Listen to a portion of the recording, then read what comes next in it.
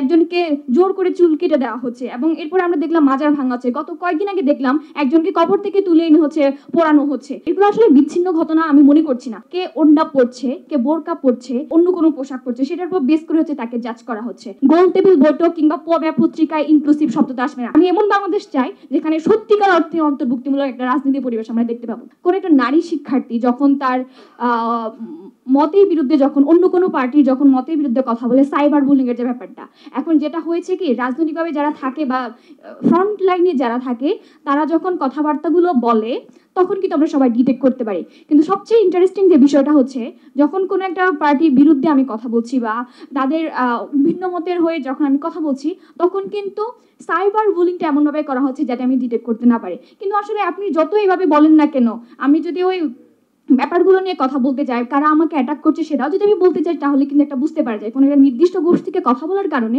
আমাকে এই cyber bullying এর কথা মানে বলা হচ্ছে। সেখানে এই রিসেন্ট ডাকসুতে আমার একটা রিয়েলাইজেশন, যখন নির্বাচন চলছিল তখন আমার একটা কথাই বারবার মনে আসছিল যে আমি কেন নির্বাচনটা করতে আসলাম। আমি যদি নির্বাচনটা করতে না আসতাম তাহলে এই ধরনের গালিগুলো, মানে আমি আমার যে গণযোগাযোগ মাধ্যমে যে স্প্যামগুলো বলেন বা মেসেজ রিকোয়েস্টগুলোর কথা বলেন, আমি কিন্তু এখানে ঢুকতে পারছি না। আমাকে যে পরিমাণ গালি বুড়ির শিকার হতে হচ্ছে, মানে এটা আসলে একজন নারী হিসেবে না হলে সেটা আসলে বুঝতে পারা যায় না।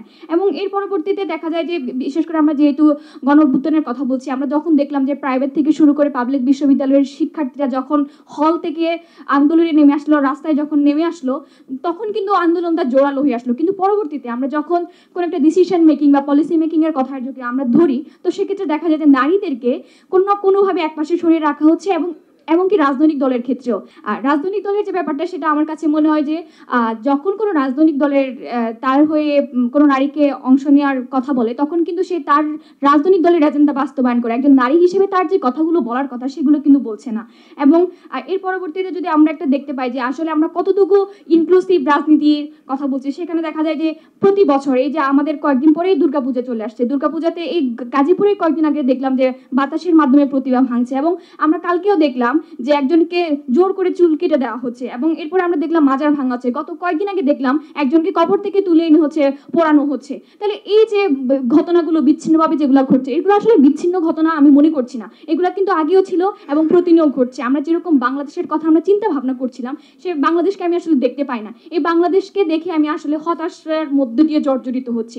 আমি বলছি না যে আমরা আগে ভালো ছিলাম, আমি বলতে চাচ্ছি যে আগের যে একটা দুরবস্থা ছিল, আমার কাছে মনে হয় যে এটা চক্রবৃদ্ধি হারে বেড়ে চলেছে।